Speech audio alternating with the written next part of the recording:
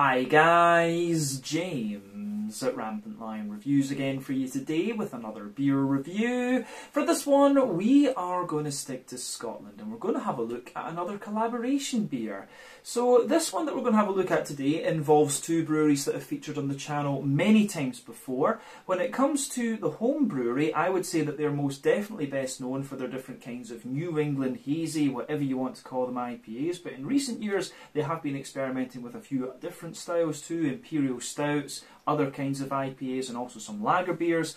But the away brewery were known back in the day for their big malty darker beers and also for the fruited sours, but in recent times they've been brewing a lot more kind of lighter sessionable beers, I would say, and they've done some really nice things in that particular regard, I have to say.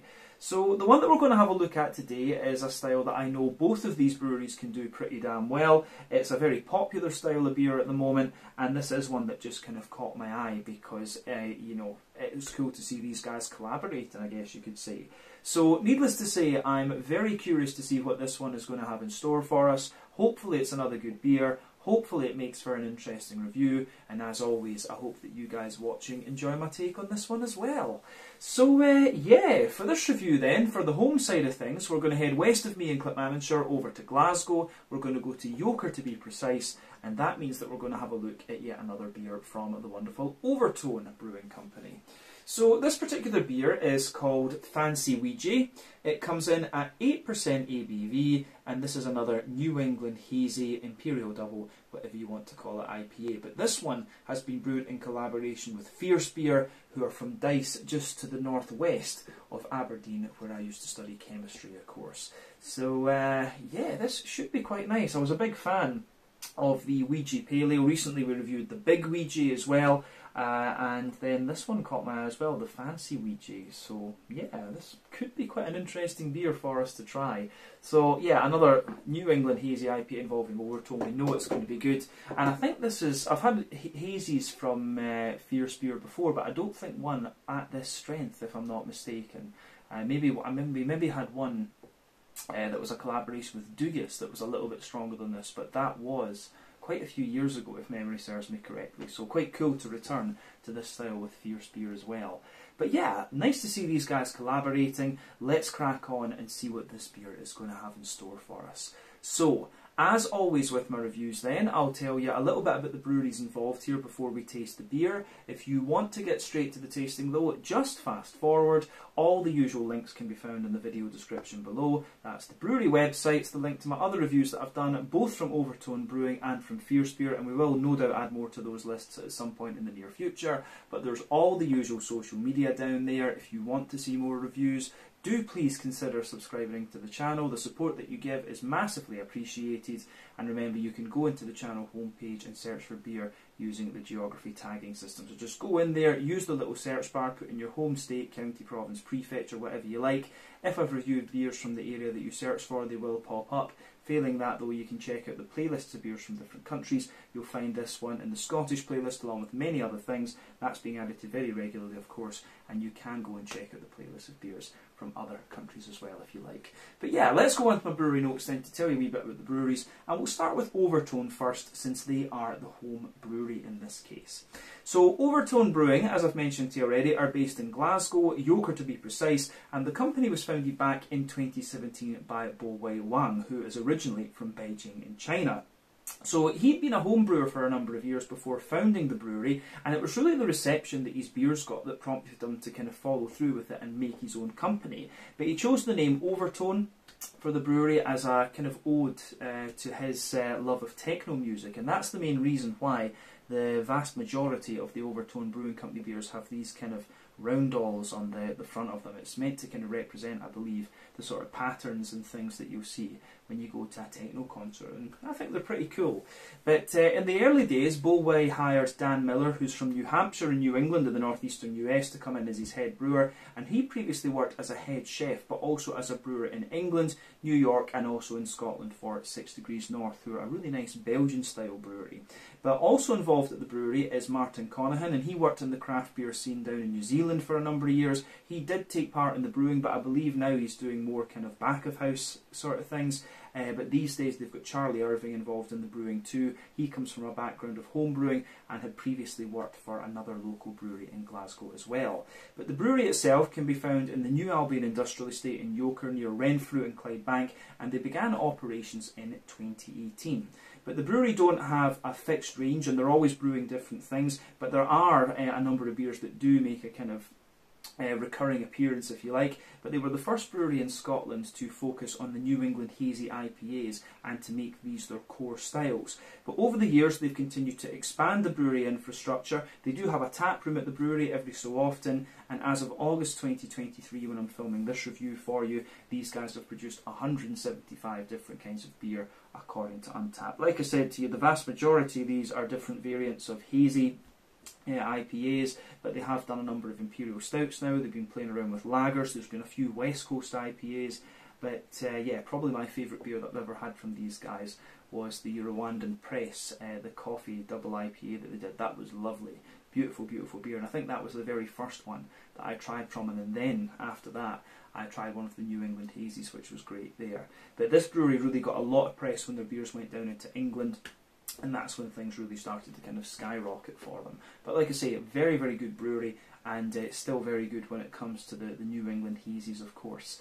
But yeah, that's everything I can really tell you about Overtone Brewing Company for the moment. If you want to learn more about these guys, you can check out the brewery website, you can follow them on Facebook and Instagram to keep up to date with all the latest goings on, and you can check out the Rate Beer, Untappd and Beer Advocate pages to learn a little bit more about all the different beers that these guys have done. So yeah, let's go on then to the away side of things, and we'll head north to Aberdeen.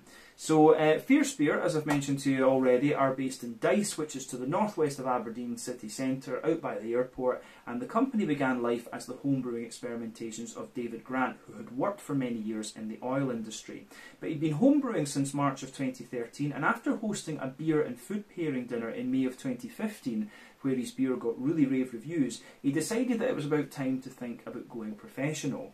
So he's joined at this point by Dave McGarry, who also worked in the oil industry, but he used his redundancy package to put himself on a brewing course at Brew Lab down in Sunderland, which is actually quite a popular route for craft brewers. But in April of 2016 they moved into the brewery in the Kirkhill Industrial Estate in Dyce, which is to the northwest of Aberdeen. And at the moment these guys can brew around 800,000 litres of beer per year. They started canning their beers in early 2018, and they now have their own bar on Ship Row in Aberdeen, right next to the View Cinema and kind of near the court. I know that because my dad's a lawyer. But this is called the Fierce Bar. And they do at some stage want to move the brewery to a more kind of central location in the city and have like a big restaurant and things like this. So we'll need to see how that progresses. But in May of 2019 they opened a new bar on Rose Street in Edinburgh, and they also have another bar down in Manchester in England. But over the last few years they've continued to expand the brewery infrastructure. They've built up their barrel programme a little bit more as well, from what I understand. And like I said to you, they have been brewing a number of more kind of sessionable beers in recent times. They've been doing different lagers, different like West Coast IPAs, black IPAs and session IPAs and all this kind of thing. Because like I said, back in the day, for me, these guys, the best beers that they were doing with the big Imperial porters and stouts and the kind of fruity sour things. That was what Fierce Beer were doing very, very well in my mind.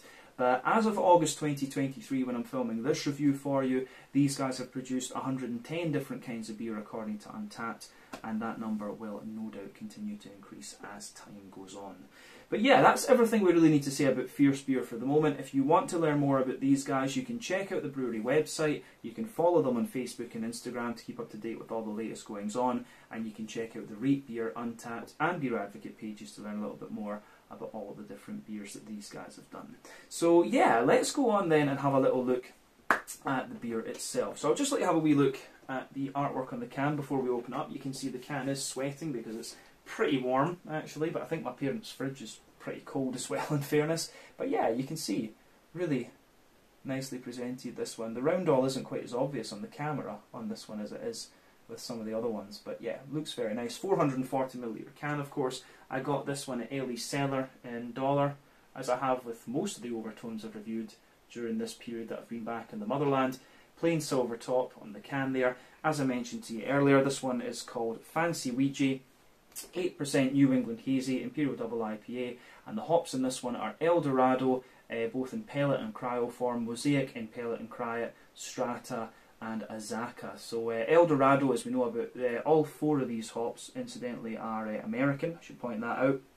But El Dorado is about 12% alpha acid. It's going to give you a lovely big kind of juicy mango, quite a bit of pineapple, also a good little bit of passion fruit. Mosaic about 14% alpha acid, big kind of tangerine juicy notes in there. Strata I think is about 16% alpha acid. It's going to give you this kind of pink grapefruity sort of thing from what I remember, and a little touch of strawberry as well. And then Azaka is like a quite sharp mandarin orange, little bit of pineapple in that too. So really interesting hop combination in this one, I have to say. But this should be really quite nice. But yeah, let's get this guy out into the glass then and see what it's all about. I honestly can't remember if that's the same hop combination that they had with the big Weegie, but I'm guessing with it being a collaboration, it probably won't be. This will probably be something that's been agreed between both breweries. But there you go. I think that's most of the beer out and into the glass at this point. So yeah, I think maybe just got a wee bit left which we can use to restore the head later on. But yeah, anyway, you can see that this beer is poured pretty much as you'd expect from a New England IPA, but we've got about a 2/3 finger of a frothy, I would say cream coloured head there. 1 or 2 kind of medium sized bubbles on the surface of the liquid. It looks very nice, but you can see the head gets foamier and foamier as you go further up with it, but it's absolutely great. Looks very nice, as I say, exactly as you would expect from the style. Now in terms of the colour of this one, to the naked eye it's a very kind of pale yellow, but I think on the camera, as I can see, it looks a little bit richer to you guys than it actually is. But the appearance of this one really reminds me of like a mango juice or something like that. I always like comparing the appearance of New England IPAs to different fruit juices because that's just what they remind me of. But yeah, remember the colour of your beer depends on a few things. 1, the type of malts that you use. This goes a long way to determining your EBC rating. 2, length of your wort boil is also going to play a role, because the longer you boil the wort, the more the sugars caramelise and thus you get a darker colour of beer. But any barrel aging that you do or adjuncts that you put into the beer will affect the colour of it as well, but you don't often have to care about that when it comes to different kinds of IPAs. But yeah, level of haze in this one too is kind of about what I've seen from Overtone before. It's not the soupiest and gloopiest of New England doubles that I've seen, but it's certainly at an appropriate level. So remember, the level of haze in these beers depends on the oak content, the wheat content, and to a degree what yeast you use. And that can vary from brewery to brewery, recipe to recipe, and so on. But yeah, 1 or 2 big bubbles sticking toward the side of the glass there, a few little ones going up toward the bottom of the head, but you can see the head has faded away to be a nice kind of thin foamy layer. But just going around the edge of the glass, you can see you've got that nice little ring just kind of lingering there. But as I say, appearance-wise, this one is exactly what you would expect of a New England IPA of pretty much any description. So yeah, I don't think we need to say anything more about the appearance of this one. Let's have a wee look at the aroma and see what we get from it. I think this should be really interesting. Oh yeah, this is quite interesting for sure. But it is pretty much what you would expect of the style. I don't think we're drinking this one at its freshest either. I think this one had been out for a few weeks at the point when I bought it, and you can kind of tell the difference in the aroma actually as well, which is kind of interesting compared to the other Overtones we had, which were pretty damn fresh.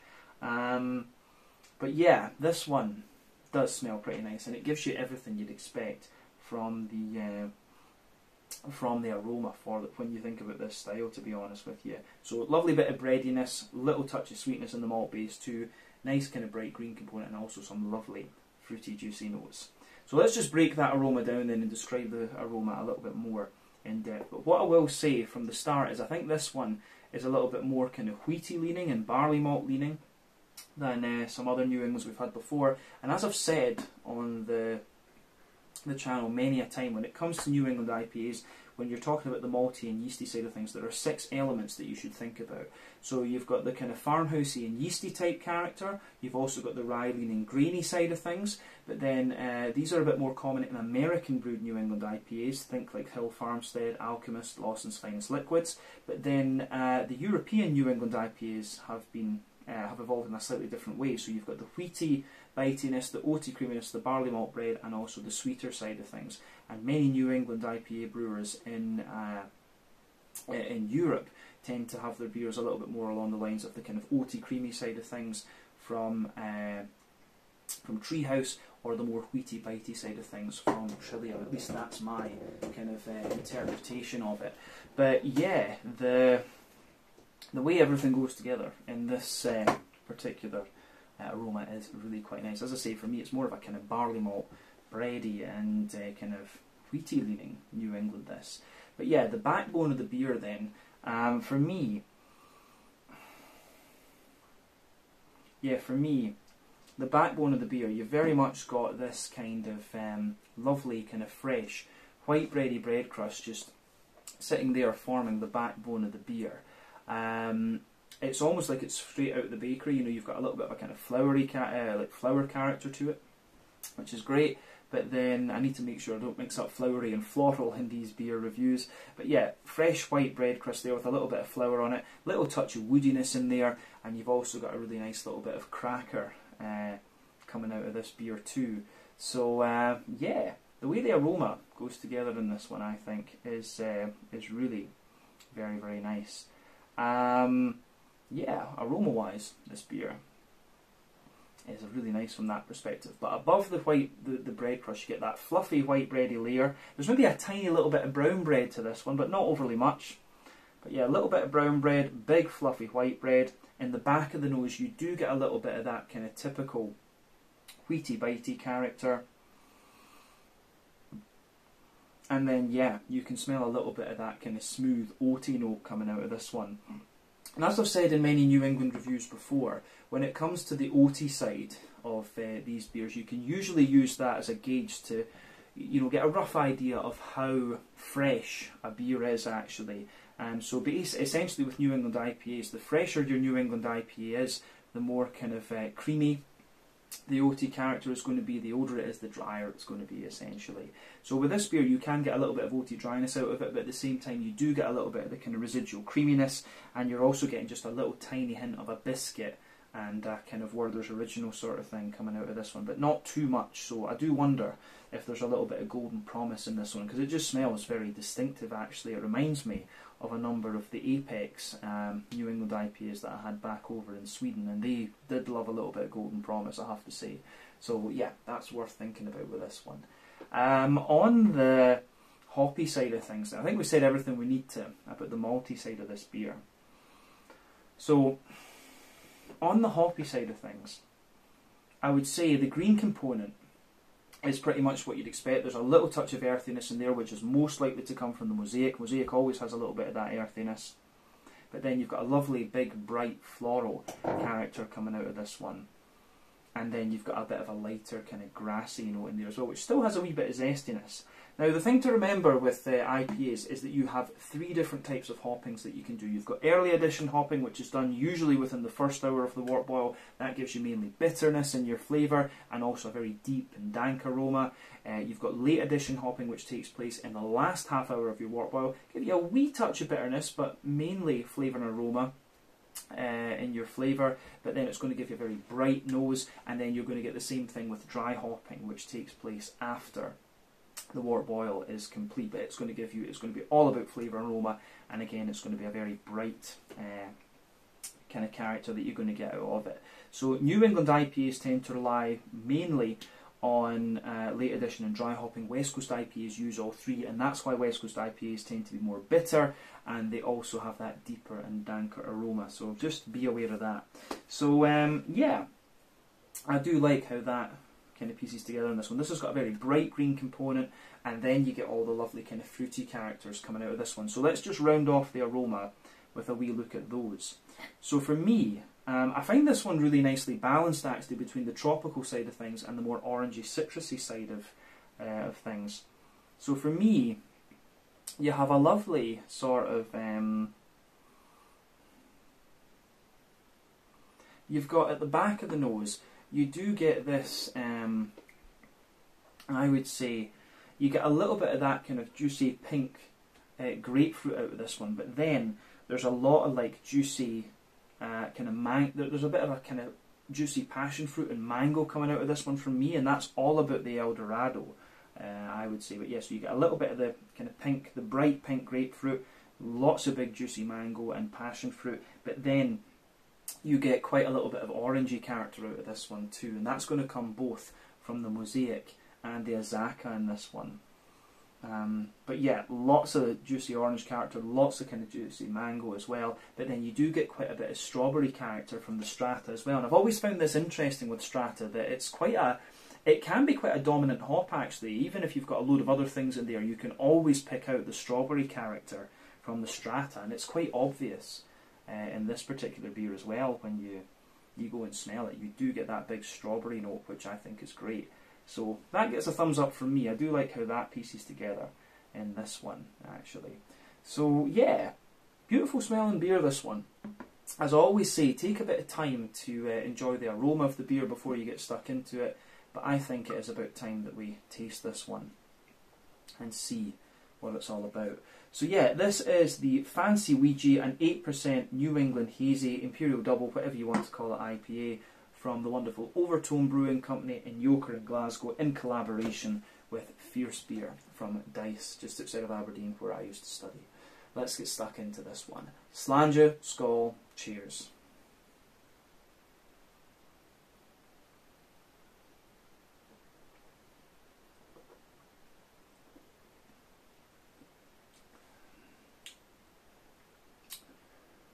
Yeah, that's pretty nice. It does feel, on first impression, that it's a bit more of a kind of bready and wheaty leaning New England for sure. It feels a little bit lighter and less creamy in the mouthfeel than some of the other Overtone ones that I've had actually. And it does, as I say, it might just be because this is a double as opposed to the triple. I tend to have been leaning toward the triples in recent times from Overtone, because I think just as time has gone on with this, with these beers, I've tended to lean toward the heavier ones in the New England category, just to try and get that big thick mouthfeel that I used to get from these beers back in the day, or at least the impression of that. But yeah, this is nice, and like I said, it gets a big thumbs up from me.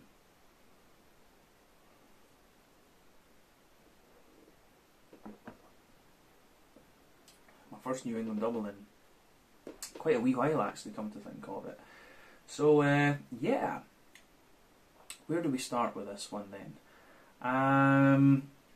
Yeah, good stuff. Nice bright floral character, good little bit of breadiness in there, a bit of dryness into the aftertaste, and you've also got these lovely kind of creamy, fruity characters as well.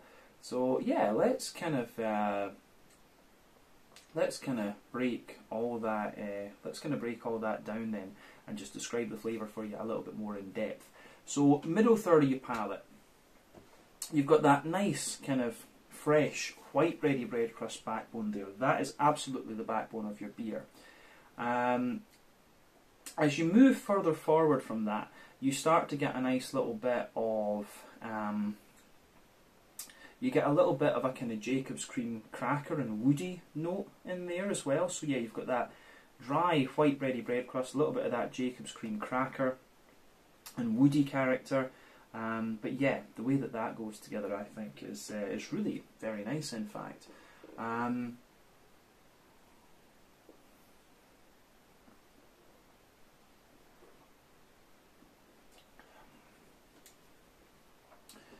So yeah, the way everything goes together in this beer is it's pretty damn solid. It's typical Overtone, typical Fierce, you know, their beers are always pretty damn good.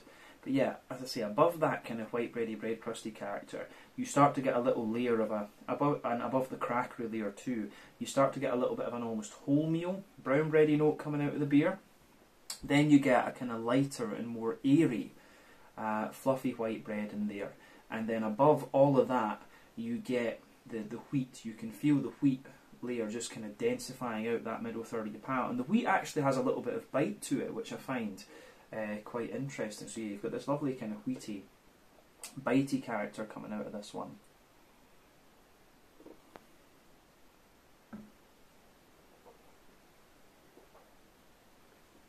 So yeah, the wheaty, bitey notes that you get out of this beer are they kind of linger there into the aftertaste as well. And this is one of the things I do like about trying beers, with trying beers from with Overtone, is that they always can show you a different kind of way that the style can lean and so on. So always cool to try these ones. But yeah, above the kind of wheaty layer, and as I say, the wheat gets a little bit of bite the further into the aftertaste that you go. But then above that, you get the oaty layer, so you can feel the kind of you can feel the oaty character there, and it's got a nice kind of density to it as you just go down that middle line of your tongue. So you've got that nice kind of dense oaty type character there, and you can feel that as you move out toward the edges of your as you move out toward the edges of that middle third of your palate, the oaty character does dry out, like I was saying, and you were picking that up in the aroma. So yeah, you can tell that this beer is not in its freshest, like most prime condition, but it's still really nice. So yeah, the oaty character there, densest down the kind of middle line, or the most dense down the middle line of your palate, and it just dries out a wee bit the further out toward the edges of your tongue that you go. So yeah, that's pretty nice.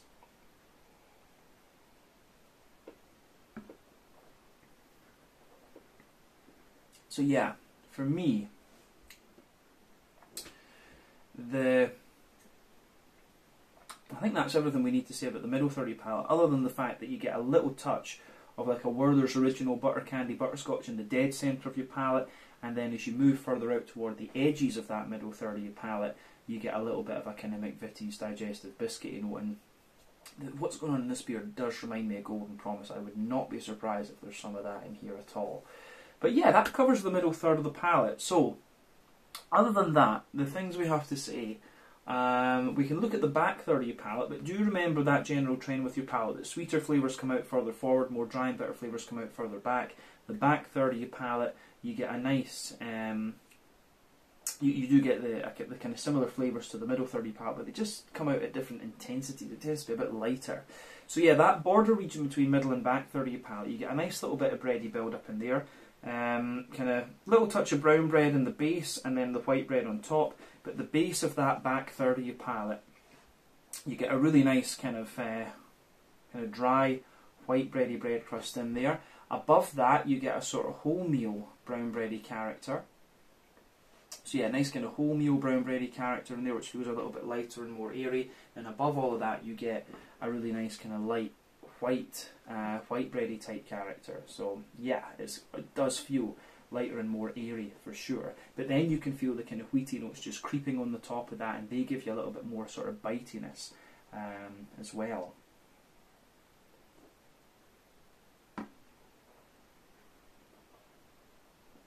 But yeah, above everything else on that back third of your palate, you get a little bit more of the you get a little bit more of the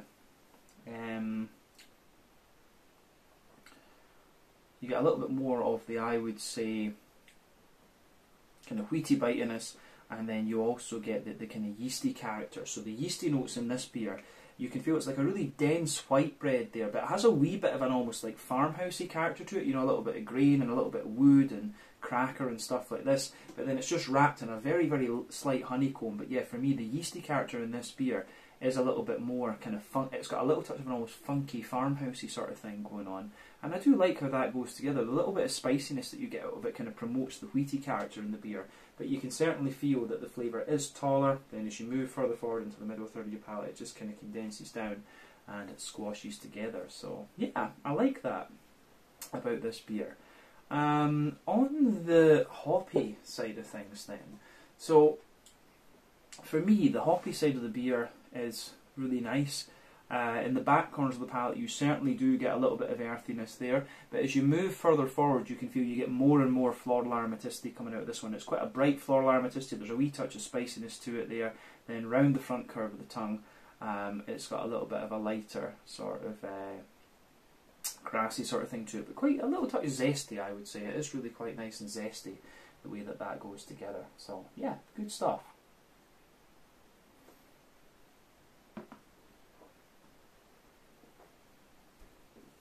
Yeah. So that is nice. I think that covers everything we need to say about the green component. So let's round off with a little look at the front third of your palate then.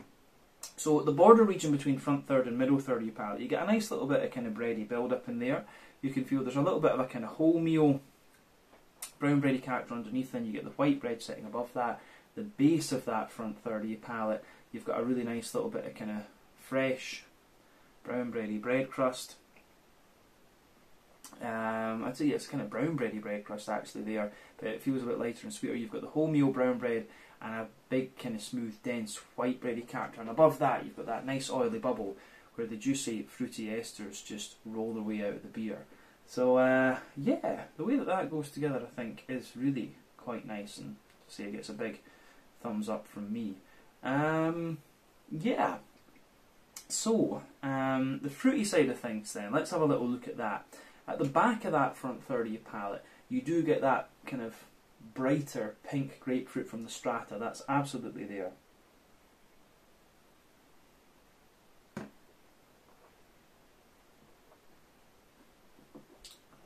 Yeah, there's a little bit of that, as I say, pinky, grapefruity sort of thing that you always get from the strata, but then as you move further forward from that, you do get the big, juicy passion fruit of the El Dorado for sure. So big, juicy passion fruit, a little bit of it mellows out to be a little bit more of a mango type character as you reach the middle of that front third of your palate. But then, yeah, as you go into the front half of that front third of your palate, it's quite interesting because you have the big oily and sort of zesty orange characters coming out of the beer.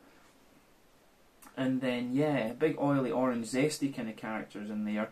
But then above that, you have more of a, you do get the kind of juicy strawberry just lingering there into the aftertaste. I say above, but it feels as if it might be below. But yeah, big kind of pink grapefruity notes. As you move further forward from that, it's got a little bit more of a, it has got a little bit more of a sort of, I would say, yeah, just juicy, like sort of passion fruit and mango. Then the orangey notes and the strawberry from the strata comes out a little bit more the further into the aftertaste you go. And it's really nice how that pieces together. And as I say, it gets a thumbs up from me. Yeah, I like this.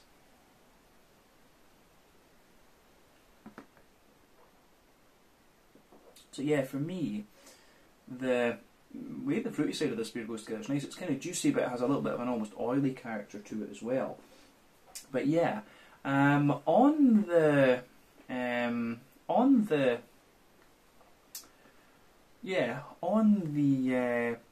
mouthfeel side of things then, to round off this review, for me, this beer, it's kind of pushing the top end of mid-bodied. The carbonation is very smooth. It's got a mix of a creamy mouthfeel, but it also feels a little bit more oily and slick, and it has a wee bit of dryness into the aftertaste too. In terms of the IBUs of this beer, it feels a little touch more bitter and dry than some of the other overtones and fierce New Englands that I've had before, but it works. It does work quite nicely. It is a bit more of a kind of bready, grainy and wheaty leaning New England. I think I would say that about it. But the malt base, as we said, has a bit of kind of graininess and dryness underneath, a bit of smoothness in the middle, then a wee bit of kind of more creamy character on top. Little tiny bit of sweetness there. The IBU count for me, it's got to be about 40, maybe 50 at a push. It does feel that little bit more bitter, but there could be a difference between the calculated bitterness and the perceived bitterness. That's always something to think about. And then you also have just a lovely kind of juicy but slightly kind of zesty tropical fruit character coming out of this one. So yeah, the way that this beer goes together, I think, is really quite nice, and it gets a big thumbs up from me. Something a bit different when I think about the other IPAs I've had from Overtone recently, and I think this is potentially the only double, or one of the few double IPAs that I've had from Fierce Beer over the years. So sheds a little bit of light on what they're doing as well. But it's still really cool to see these guys collaborate, and nice to try this particular beer as well. So let's leave it at that. This one was the Fancy Weegie, a New England Hazy, Imperial Double, whatever you want to call it, IPA at 8% ABV from Overtone Brewing in Yoker in Glasgow, and Fierce Beer from Dyce in Aberdeen. Once again, thank you for watching my beer reviews. Until the next time, please like, subscribe, share, all the usual YouTube stuff. Let me know your own thoughts on this beer in the comments section below. Let me know what your favourite beers are from Overtone and Fierce as well. And we will no doubt see about returning to these guys at some point in the very near future. But until then, Slàinte, Skål, cheers, catch you guys on the next review. Check out my social media, check out the brewery's social media, and I'll see you later. Slàinte, Skål, and cheers.